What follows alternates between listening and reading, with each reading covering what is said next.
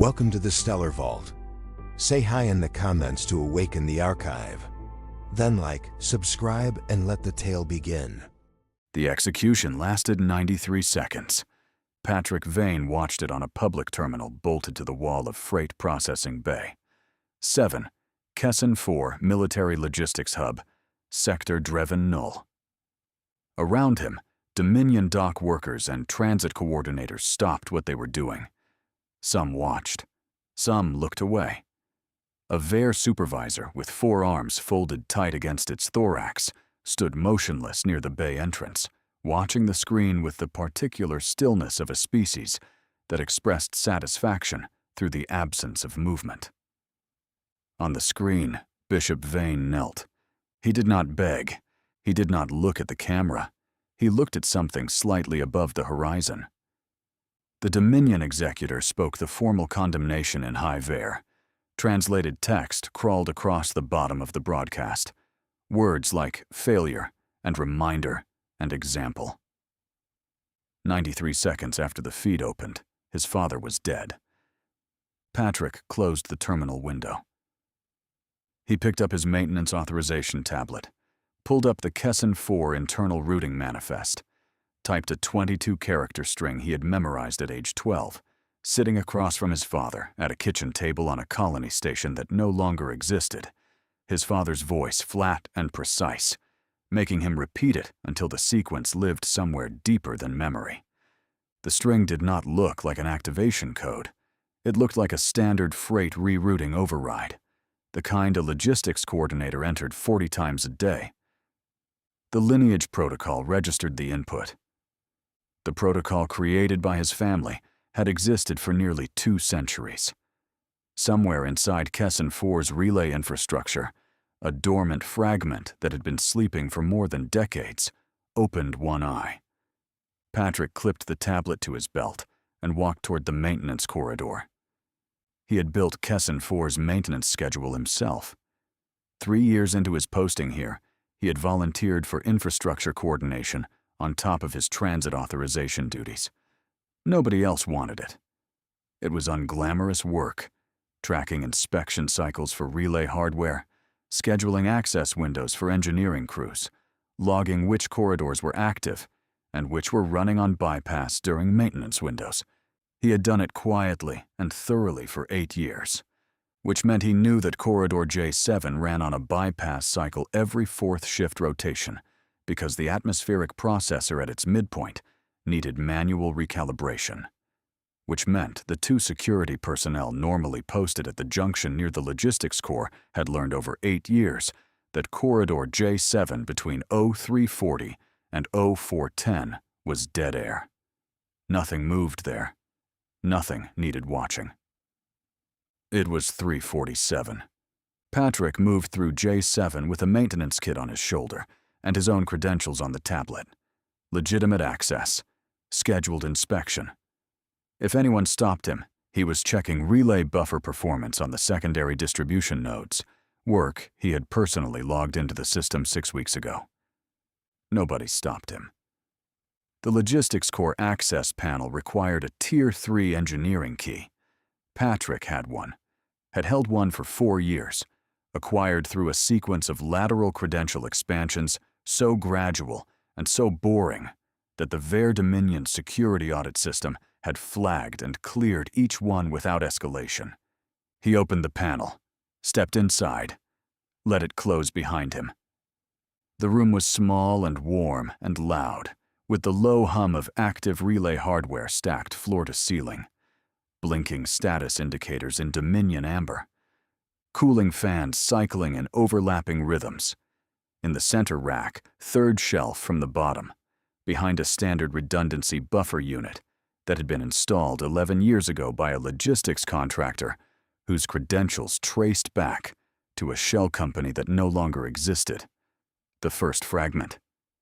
It looked like hardware because it was hardware, inert without the right input, invisible to any security scan that was not specifically looking for it, and no security scan had ever been specifically looking for it, because no security audit had ever flagged the redundancy buffer as anything other than standard fail-safe infrastructure. Patrick opened the maintenance panel on the unit. The fragment required biometric confirmation and a secondary authorization sequence.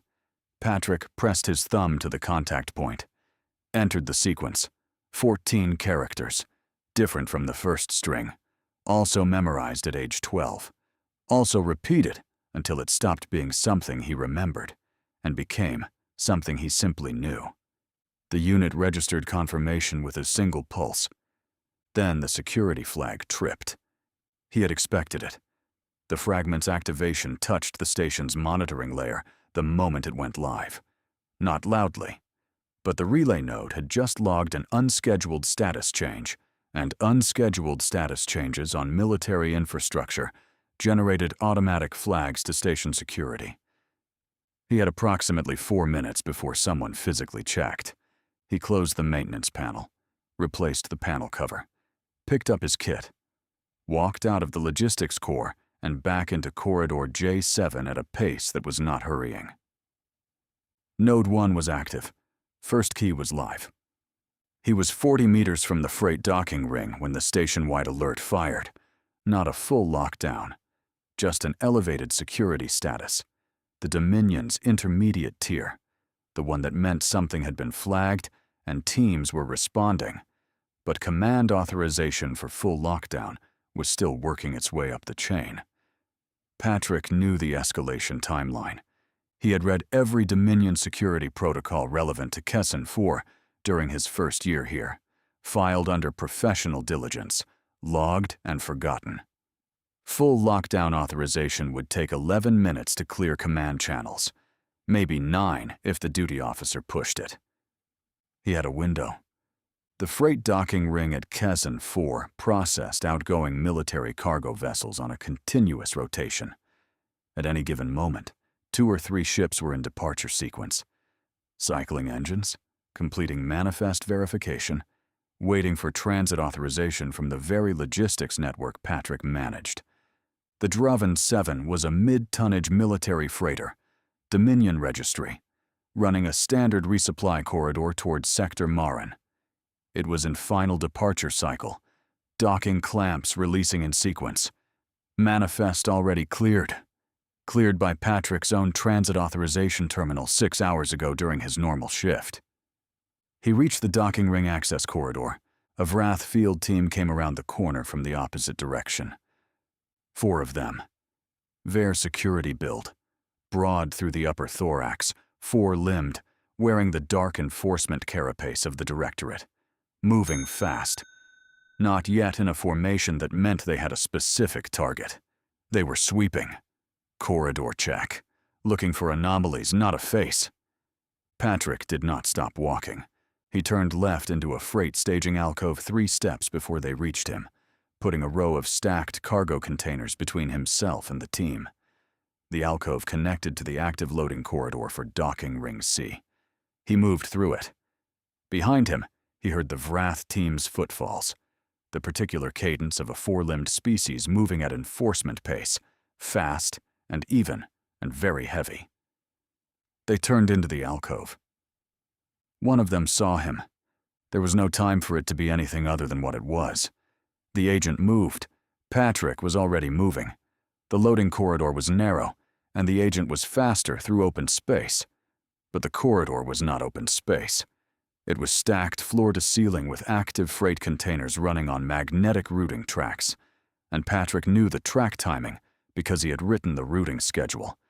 And the container coming around the bend at 0354 on track 3 was a 2-ton pressurized cargo unit moving at transfer speed.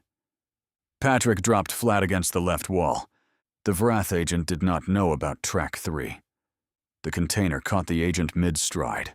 The agent went sideways into the wall with a sound that was loud and final. Patrick was already past the container, already at the far end of the corridor, already pushing through the maintenance access door into the docking ring service tunnel.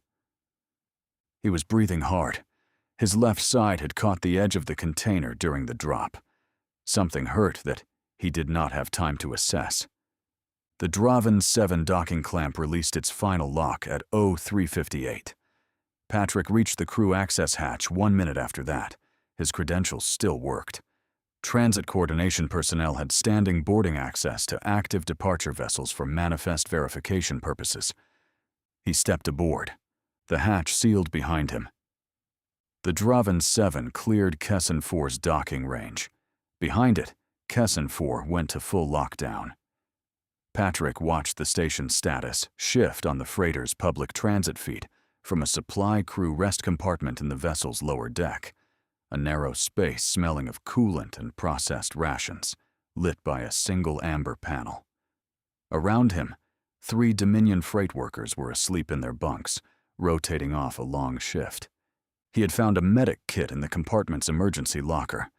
2 cracked ribs, he estimated. Maybe 3. He bound them tightly and did not make noise while he did it. The Draven 7's transit corridor to Sector Marin ran through the outer approach lane of Relay Station Marin 9. Standard routing. Patrick had authorized this corridor personally. He knew the approach geometry. At closest transit range, approximately 40 minutes out from current position, the freighter's own command interface would have direct access to Marin 9's logistics management layer. He pulled a transit coordinator's access terminal from the supply locker, standard equipment on military freight vessels, intended for manifest updates during transit. Logged in with his credentials, still valid. The flag from Kessin 4 would propagate through Dominion security networks, but network propagation at this tier took hours, not minutes. He had time. The Draven 7 crossed into Marin 9 command interface range. Patrick accessed the relay station's logistics management layer through the freighter's terminal. Legitimate connection. Routine transit coordination. He navigated through 4 layers of standard infrastructure menus to a redundancy buffer unit on Marin 9's secondary relay rack, installed 9 years ago by a maintenance contractor, whose credentials traced back to a different shell company that also no longer existed. The second fragment. Biometric contact through the terminal's input surface, 14 characters, different sequence. Marin 9's relay node registered confirmation. Node 2 active. Second key live. 2 fragments awake. 2 silent. The ghost network was not yet functional. It was just starting to breathe. Patrick closed the terminal. His credentials would be flagged within hours. His face was in Vrath's sweep records from Kessin 4. He was aboard a Dominion military freighter with cracked ribs and no exit beyond the next node location. The Draven 7 was heading deeper into Dominion space on a resupply corridor that would terminate at a fleet mobilization hub 2 sectors out. Node 3 was inside that hub. He had not planned to be here this way. He had planned to be at Kessin 4 for Node 1, then transit under his own credentials to a scheduled maintenance posting near Marin 9 for Node 2, then book legitimate passage toward the mobilization zone under a logistics inspection authorization. He had filed 4 months ago. That sequence was gone. The Vrath had closed it the moment they locked down Kessin 4. He pulled up the Node 3 coordinates on the terminal, looked at them for a moment, then pulled up the Draven 7's cargo manifest, the one he had cleared 6 hours ago, before any of this began. The manifest listed the freighter's destination as Fleet Staging Hub, Kareth Vane. Active mobilization zone, the largest concentration of Dominion military hardware in the sector, currently synchronized for what Dominion Command was calling a defensive readiness exercise, and what the transit volume told Patrick was the opening movement of something much larger. The Draven 7 would dock at Kareth Vane in 16 hours. Patrick would be aboard it. An unscheduled passenger on a vessel heading into the heart of a Dominion military buildup, with cracked ribs and burned credentials, and a Vrath team behind him that did not yet know his name but had his face. He leaned back against the compartment wall, closed his eyes. Not sleep. Something quieter than that. The kind of stillness a man finds when everything that was ever going to happen has finally started happening, and all that remains is the next step, and the one after that. 2 fragments awake. 16 hours to Kareth Vane. He did not plan this part. He was adapting. Kareth Vane Fleet. Staging hub processed an average of 60 vessel arrivals per standard cycle during peacetime operations. Patrick had pulled the figure from transit coordination reports 18 months ago, filed under routine logistics analysis, cross-referenced against mobilization scaling projections. He had no official reason to be making. Current arrival rate, 230 vessels per cycle and climbing. The docking processing queue was 4 minutes behind schedule. That was the window.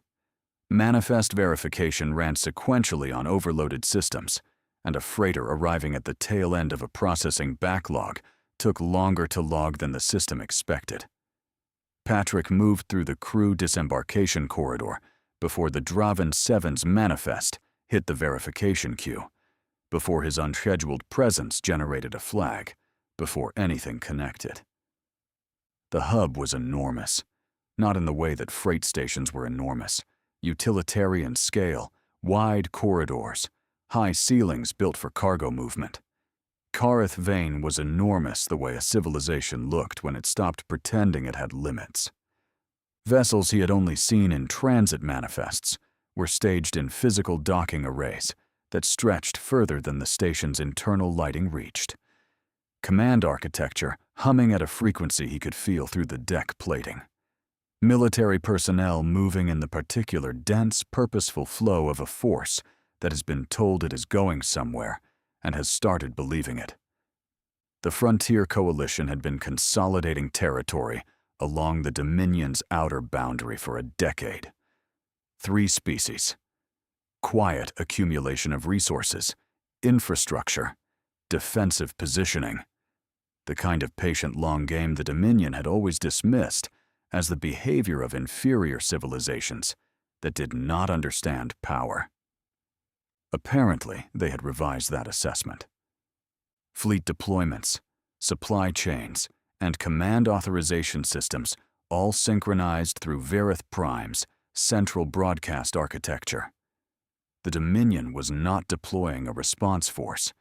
They were deploying everything under one command signal, preparing to end the question of the Frontier Coalition in a single coordinated action. Patrick understood what he was looking at. They had handed him the perfect conditions. He moved deeper into the hub and started hunting. Node 3.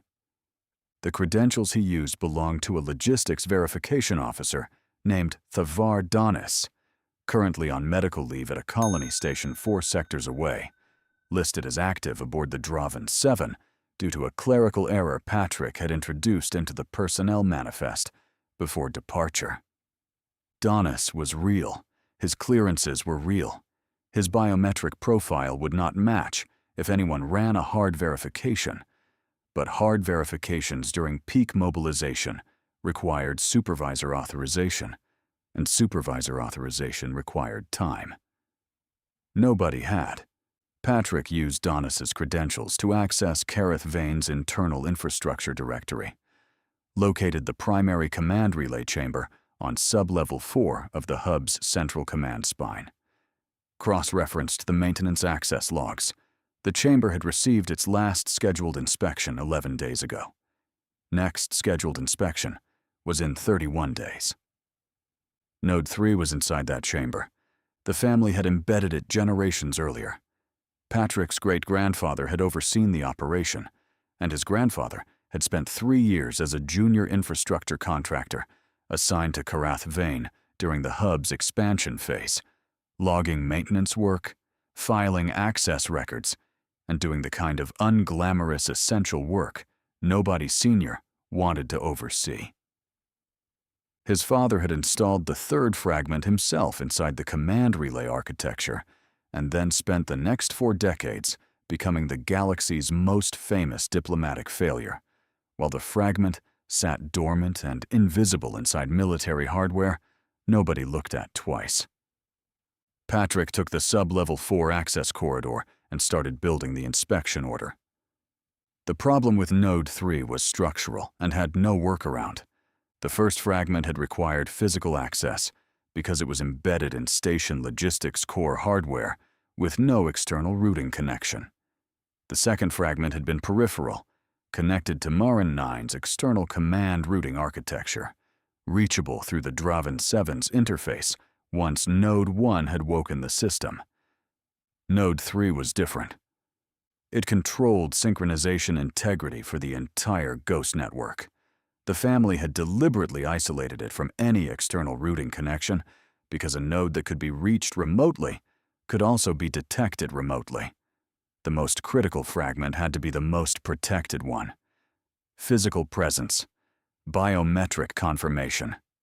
No exceptions. The chamber also ran under standard Dominion Command Tier security protocol. 2-person authorization for any infrastructure access. A single individual entering a command relay chamber during elevated security status generated an automatic alert. Patrick needed a second body in that room. He needed someone who would not ask the wrong questions. Senior Logistics Verification Officer Dorath Ken had been posted to Kareth Vane for 6 years. His service record, accessible through the hub's personnel directory under standard interdepartmental coordination protocols, showed an officer who filed complete reports, met every procedural deadline, and had never once been cited for authorization deviation in either direction, neither cutting corners nor exceeding his mandate. He followed the protocols because the protocols existed for reasons, and reasons mattered. Patrick filed the inspection order through the logistics system. Relay synchronization anomaly detected in command relay chamber, sub-level 4. Standard 2-person verification required per security protocol 7-Keith. Requesting assignment of available verification officer for joint inspection, estimated duration 20 minutes. The order was correct. The paperwork was complete. The anomaly flag Patrick generated was indistinguishable from a genuine hardware irregularity because it had been built from real diagnostic noise already present in the relay architecture. Actual system variance filtered through a monitoring parameter Patrick had quietly adjusted 3 weeks earlier during a routine access logged under Donis's credentials. Dorath Ken received the assignment through the logistics system. He arrived at the sub-level 4 access point, reviewed the inspection order, checked the anomaly flag against the relay chamber's maintenance history, and found the documentation complete and correctly filed. He held the door. Patrick walked in. The command relay chamber was cooler than the rest of sub-level 4. Racks of active hardware ran floor to ceiling along 3 walls, status indicators cycling in the particular rhythm of systems under heavy load. The 4th wall held the chamber's primary synchronization array, a dense configuration of relay units managing command signal integrity for everything flowing through Kareth Vane's central authorization channels. Dorath Ken took his position near the chamber entrance per standard protocol, observing, logging, doing exactly what a competent verification officer was supposed to do. Patrick moved to the synchronization array and opened the calibration interface. The diagnostic sequence he ran was real. He had designed it to function as a legitimate calibration check that would produce normal results and log valid maintenance data. Any later review of the chamber's records would show a standard inspection performed correctly by a logistics coordinator using proper procedure under proper supervision. Inside the calibration sequence, buried in a routine parameter adjustment that touched 17 different relay units in sequence, was a 14-character input that only meant something to one specific piece of hardware on the 3rd rack from the left, 2nd unit from the bottom. Patrick entered it without looking at the unit directly, without changing the rhythm of his hands on the interface. The unit registered confirmation. 1 amber pulse, identical to every other status indicator in the room. Node 3 was active. The synchronization layer of the Ghost network opened. Dorath Ken logged the inspection as complete, found no unresolved anomalies, signed the maintenance record, and left. Patrick followed him out 30 seconds later, and did not look back. He had approximately 2 hours before his credential window collapsed completely. The Vrath had been working the problem since Kessin 4. 2 coordinated relay anomalies touching military infrastructure during a full mobilization. They had his face from the sweep footage. Matching it against Kessin 4 personnel records took time during a station-wide lockdown. But the Vrath had resources, and the Directorate did not abandon investigations because they became difficult. Patrick knew they had his name. He did not know yet what they had beyond that. He was moving toward the hub's logistics terminal cluster on level 2 when he found out. The checkpoint was not part of Kareth Vane's normal security infrastructure. The Vrath had established accelerated identity verification stations across the primary personnel corridors. Biometric screening points staffed directly by Directorate agents and operating outside the hub's standard logistics systems. The sweep had not been publicly announced or entered into the network layers Patrick could access. It was the kind of operational measure a competent intelligence agency deployed once it realized the person it was hunting understood the normal systems too well. Patrick saw it from 40 meters out. 4 Vrath agents, a biometric scanning arch, every personnel corridor on level 2 channeled through it. He stopped at a supply junction and assessed for 11 seconds. There was no route around it. The hub's security architecture during elevated status closed the maintenance bypasses he would normally have used. The Vrath had anticipated that. They were better than he had given them credit for at Kessin 4, or they had learned quickly, which was the same problem expressed differently. He could not go around it. He pulled up the hub's logistics authorization system on a nearby terminal, looked at what was actively processing through the checkpoint's administrative queue, found it in 40 seconds. A manifest conflict involving 3 simultaneously filed transit authorizations for the same docking bay, generating a system error that required manual resolution by the checkpoint's administrative terminal. The error was real. Patrick had not created it. He had found it, and he needed it to be worse. He made it worse. 3 keystrokes that escalated the conflict from a minor queue irregularity to a full authorization lock requiring immediate supervisor intervention. The checkpoint administrative system flagged the error to the Vrath agents managing it. 2 of them turned to the terminal. 1 called for a supervisor through his communication link. The 4th kept watching the corridor. Patrick walked toward the arch. The 4th agent looked at him. Patrick was already holding out his maintenance kit with his left hand, the standard gesture of logistics personnel passing through security, offering equipment for scan before being asked. Procedural, cooperative. The body language of someone who belongs here and knows the drill. The agent looked at the kit, looked at Patrick's face. Something shifted. Not recognition. Not yet. The particular attention of a trained security professional whose instincts had fired on something they couldn't yet name. Patrick was already through the arch. The biometric scan was processing. It would return his name in 4 seconds and his flagged status in 5. He moved. Not fast. Not running. The deliberate, rapid pace of someone responding to an urgent logistics call. Purposeful. Not panicked. The 4th agent said something behind him. Patrick turned a corner into a supply access corridor. The agent came around the corner 6 seconds later. The corridor was narrow, storage units on both sides. The agent was larger, faster through open space, reaching for a restraint device on his carapace harness. Patrick threw the maintenance kit into the agent's upper visual field and moved left. The agent tracked the kit for half a second. Reflex, not error. The kit was a thrown object, and thrown objects required threat assessment, and Patrick got inside his reach. The agent was trained for this. Patrick was not. What Patrick had was the wall on his right side, the storage unit on his left, and the specific knowledge that a 4-limbed VAIR enforcement officer's restraint draw crossed his body at an angle that required him to shift his weight onto his rear limbs. Patrick drove his shoulder into the agent's center mass during the wait shift. They hit the storage unit. The agent recovered faster than Patrick needed him to. Something hit Patrick across his upper back, not the restraint device, an elbow, instinctive counter movement. He went down on one knee. His right hand hit the deck.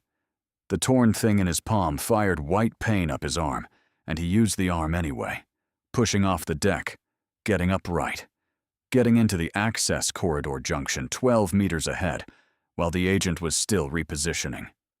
He did not look back. He reached the Level 2 logistics terminal cluster, with his right hand not working properly, and his vision running slightly bright at the edges from pain and exertion and the particular taxation of cracked ribs under physical stress. He had minutes before the checkpoint agent got a full report out, and the Vrath locked down his current location. He sat at the terminal, opened the logistics authorization system. His credentials were burning in real time now. He could see the flag propagating through the access logs as the Vrath pushed his identity status through Karath Vane's security network. He typed with his left hand. Emergency maintenance reassignment. Infrastructure specialist. Relay fault response aboard Ver Dominion command vessel Cathara Sun, currently staged at Karath Vane Docking Array 7. Destination Verith Prime Central Coordination Hub. He filed it through the logistics system. The system processed it, verified the relay fault flag he had embedded in the Cathara Sun's pre-departure diagnostic report days earlier under routine transit preparation, and approved the reassignment through Karath Vane's authorization chain. His credentials burned completely minutes later. Patrick pulled the approved order from the terminal on a physical authorization chip and walked to Docking Array 7. The Cathara Sun was a Dominion command vessel, military grade, crew of 200, running a command coordination mission to Verith Prime in support of the mobilization, the kind of vessel that did not take unscheduled passengers. The maintenance authorization chip got him through the docking ring. The relay fault report got him past the crew manifest officer, who had 6 other pre-departure discrepancies to resolve and no interest in a human infrastructure specialist with a valid order and a maintenance kit. Patrick found the equipment storage compartment in the vessel's engineering section, sat down on the deck with his back against the bulkhead. His right hand was swelling. His ribs had stopped being background pain and become foreground pain. He was running on something past exhaustion that did not have a clean name. Verith Prime was 14 hours out. Verith Prime, Central Coordination Hub, the master broadcast relay point for the entire mobilization. Every fleet in the sector synchronized through it. Every command authorization channel running through its architecture. All military AI systems in range listening for its signal. Node 4 was inside its core. 3 fragments awake. 1 silent. The Ghost Network had authentication infrastructure. It had relay architecture. It had a synchronization layer. It did not have a voice yet. When it did, the Empire would hear it everywhere at once. Patrick closed his eyes. He had 1 move remaining. He had always known it would end here. The Cathara Sun arrived at Verith Prime and entered the central docking array. Patrick moved off the vessel inside a maintenance crew transfer. 8 technicians in standard engineering uniforms cycling through the docking ring on a scheduled rotation. He had identified the crew transfer on the Cathara Sun's arrival manifest during the final 2 hours of transit and positioned himself at the engineering section exit at the right moment. Not invisible, not magic. 1 more body in a rotation that the docking ring's processing system logged as 9 personnel instead of 8, and did not flag because the system was currently processing 412 simultaneous personnel movements across Verith Prime's 17 active docking arrays, and the variance threshold for manual review was set at 15% above expected volume. Current volume was 63% above expected. Nobody reviewed the variance. Verith Prime was the largest installation Patrick had ever physically entered. He had studied its specification documents for 11 years. Command tier relay architecture, same foundational design standard as every other Dominion installation built during the expansion era. The same blind spots baked into the same maintenance infrastructure by the same engineering contractors who had never imagined someone would learn their work this thoroughly. The scale was different. The logic was identical. He moved through the docking ring and into the maintenance access corridor, running parallel to the primary personnel spine, and did not look like someone who did not belong because he had spent 20 years making sure he always looked like someone who belonged. The Vrath was already inside the station. He knew because the security coordination channels were running hot. He could see the elevated alert status on every public terminal he passed, the particular amber notification pattern that meant directorate operations in progress. They had flagged his presence aboard the Cathara Sun during transit. They had 14 hours to coordinate his reception. What they could not do was lock down Verath Prime. Locking down Verath Prime meant halting the mobilization. Halting the mobilization meant pulling authorization from every fleet movement, disrupting supply chains, and interrupting command synchronization across the station's broadcast architecture. No Dominion commander would authorize that. The mobilization was the priority, always the priority. Patrick was one human logistics officer, and the Frontier Coalition was an existential strategic problem, and the Dominion's command hierarchy would not pause a civilization-scale military operation to simplify the search for a single infiltrator. The scale of the station was his last cover. He used it. The maintenance shafts running beneath Verath Prime's command spine were narrow and warm and smelled of recycled atmosphere and the particular metallic residue of hardware running at sustained maximum load. Patrick moved through them on his elbows and knees because the shaft clearance did not allow anything else, and because moving on his elbows and knees meant not putting sustained pressure on his right hand, which had stopped being a hand in any functional sense and become a collection of damaged components he was managing carefully. His ribs had stopped being pain. That was not an improvement. Pain meant the body was still processing the damage. What he had now was structural limitation, specific movements that were simply not available to him anymore, a reduction in operational capacity that he worked around, the way he worked around every other obstacle, by knowing exactly what he still had and using only that. He had his left hand. He had his memory.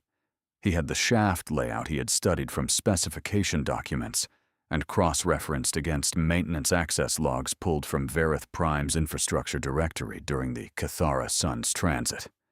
He had enough. The broadcast core was 4 levels below the primary command floor. The maintenance shaft network connected to it through a service access point used for cooling system maintenance on the relay hardware. The access point had a standard Tier 2 lock, the same lock specification used across every command tier installation built to this standard. Patrick had bypassed the same lock at Kesson 4. At Kareth Vane, he had bypassed it 11 times across his career during legitimate maintenance work, logging each instance, building the muscle memory until the bypass sequence lived in his left hand, the way the authorization strings lived somewhere deeper than memory. When he reached the service access point, he knew immediately that something had already changed. The monitoring feeds visible through the access point status panel were showing anomalies, small ones, authorization conflicts in peripheral command channels, a fleet transit directive that had been issued and then countermanded within 40 seconds by 2 different authenticated sources. A supply chain rerouting flag, generating a system error because 2 contradictory authenticated orders had arrived simultaneously, and the resolution protocol could not determine priority. The Ghost Network had not fired yet, but the first fragments had been active long enough that their dormant interference architecture was beginning to breathe. Small contradictions bleeding into the station's authorization channels. Not chaos, not collapse. The first hairline fractures in a foundation that was about to fail completely. The security coordination channels were slightly slower than they should have been. Patrick bypassed the lock and dropped into the broadcast core. The room was large, cold, and louder than anything else he had been inside. The sustained roar of hardware running at full synchronization capacity. Relay units feeding into the broadcast architecture that connected Verith Prime to fleets, defense grids, and military AI systems across the sector. Status indicators covered every surface. The monitoring feeds running along the far wall showed the mobilization in real time, fleet positions, command channel loads, authorization processing rates. The Dominion at the absolute peak of its power. Every system synchronized, every unit listening.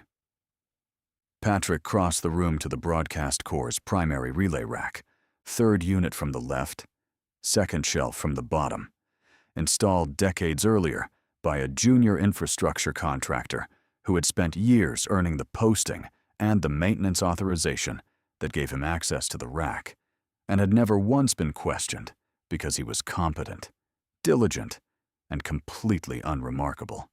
Patrick's grandfather had been 26 years old. He pressed his left thumb to the contact point. The right hand stayed against his side where it had been since the corridor at Careth Vane. 14 characters. The last sequence. He entered it. The unit registered confirmation. 1 amber pulse. Then the ghost network completed itself, and the broadcast core carried its voice to everything that was listening. The monitoring feeds changed, not all at once. The first changes were small enough that Patrick almost missed them, fleet positioning directives conflicting with orders issued minutes earlier, both authenticated and fully legitimate. The resolution system flagged the contradiction and escalated it for command clarification. But the clarification channels were already processing similar conflicts faster than they could resolve them. Then larger. A battle group in Sector Dreven Nul began moving toward coordinates no legitimate command had ever issued. The formation executed the order without hesitation because the directive carried valid authentication and the Dominion's military architecture had been built to obey authenticated commands immediately. Hesitation reduced coordination. The system had been designed to remove it. It had been designed perfectly. A defense platform cluster along the frontier approach began flagging Allied vessels as hostile. The Ghost Directive had specified a subset, enough to create engagement incidents, enough to force command intervention, enough to consume authorization bandwidth that was already stretched across hundreds of simultaneous contradictions. The platforms were doing exactly what they had been told to do by a source their authentication systems trusted completely. Supply chains began rerouting. Military AI systems began receiving contradictory directives and resolving the contradictions through escalation, pushing the conflicts up the command hierarchy for resolution, consuming processing capacity at every level, generating further conflicts as the escalated resolutions collided with other authenticated directives already in the system. The Dominion was not exploding. It was freezing, and then moving in every direction at once, correctly, precisely, each correct action feeding the next contradiction, the cascade spreading outward through a command architecture that had been designed to be so unified, so synchronized, so perfectly obedient, that it had never needed to develop a mechanism for questioning itself. Patrick watched it on the monitoring feeds. He was sitting on the floor, with his back against the relay rack. He did not remember deciding to sit. His legs had made the decision for him somewhere in the last 60 seconds, and the rest of him had agreed. The broadcast core door opened. 4 Vrath agents. The commander behind them, Senior Directorate, the particular bearing of someone who had spent a career being the last person in the room who understood what was happening. The commander walked past his agents to the monitoring feeds and stood there for a long moment. The displays showed 17 active command conflicts, then 23, then 31, the number climbing steadily in the corner of the screen with the calm precision of a system still doing exactly what it had been designed to do. The commander looked at Patrick on the floor. He spoke quietly in high ver. "What have you done?" "Not a question." Patrick said nothing. There was nothing left to say, and not enough left in him to say it with. They took him to a detention processing room on Verith Prime's security level. Standard procedure. 2 agents, a containment chair, a processing terminal for custody authorization, and identity confirmation and detention logging. The terminal could not complete the custody authorization. The first attempt returned a conflict error. Patrick's detention record had been simultaneously flagged by 3 different directorate authorization chains during transit from the broadcast core, all authenticated, all carrying different processing directives. The resolution protocol unable to determine which took precedence. The agent at the terminal ran the authorization again. 2 more conflicts, different chains, the same problem expressed differently. The command architecture trying to process his detention through channels that were now generating interference faster than the resolution systems could clear it. The second agent communicated with Directorate Coordination for 4 minutes, received 3 contradictory response directives, communicated again. Patrick sat in the containment chair and watched the agents work the problem. His right hand rested in his lap. His breathing was shallow and even and careful. The room's status panel showed the security coordination channels running amber across every frequency. Somewhere above him, Verith Prime was becoming the last coherent point in a sector that was learning what happened when obedience stopped having a fixed direction. The terminal returned another conflict error. The first agent looked at the second agent. The second agent looked at Patrick. Patrick looked at the door. He stood up, slowly, using the chair arm and the wall and a significant portion of everything he had left. The agents watched him stand. One of them moved toward the terminal again, reaching for a manual override, the backup protocol for when automated authorization failed, the procedure that existed precisely for situations where the system could not resolve its own conflicts. The manual override request routed through Verith Prime's central authorization channel. The central authorization channel was currently processing 947 conflicting authenticated directives. The override queued. Patrick walked to the door, opened it, walked into the corridor. Nobody stopped him. Not because the agents had decided to let him go, because the agents were waiting for authorization to stop him, and the authorization was queued behind 947 other things, and the queue was not getting shorter. He walked through Verith Prime's maintenance corridors for a long time, past status panels showing amber across every channel, past personnel moving in the confused, deliberate way of professionals executing orders they did not yet know were contradicted by other orders, past the outer security ring, where the gate authorization system logged him as simultaneously cleared and flagged and defaulted to cleared, because that was what the resolution protocol specified when the conflict could not be determined. He reached the outer docking ring at 0941 local time, a civilian transit vessel, a contracted supply carrier running a logistics route that predated the mobilization and had not yet been caught in the command rerouting, was cycling through its departure sequence. Patrick walked aboard behind 2 contracted freight workers and sat down in the passenger section and did not move. The vessel departed at 0953. He did not know where it was going. He found out from the transit display 40 minutes into the flight. A colony station 6 sectors out, human-administered, small, unremarkable. He looked at the display for a while. Outside the viewport, the sector was quiet in the way that things are quiet before the news arrives. The cascade was out there somewhere, spreading through command channels and fleet movements and authenticated contradictions, multiplying faster than any correction could chase them. The Dominion was not gone. It would not be gone for a long time. Empires did not end in a morning. But the thing that had made it what it was, the perfect unified certainty of a civilization that had built itself around the belief that centralized obedience was the same thing as strength.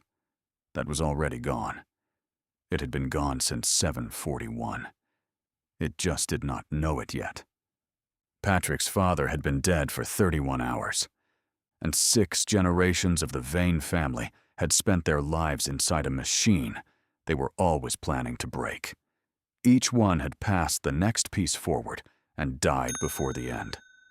His father had died, knowing Patrick would finish it.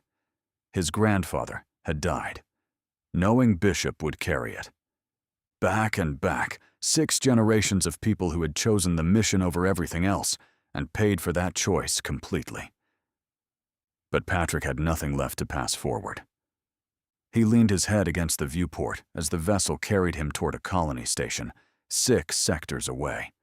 His hand was damaged, his ribs cracked, and the identity he had been using to move through the Dominion no longer existed. Beyond the next few hours, he had no real plan at all.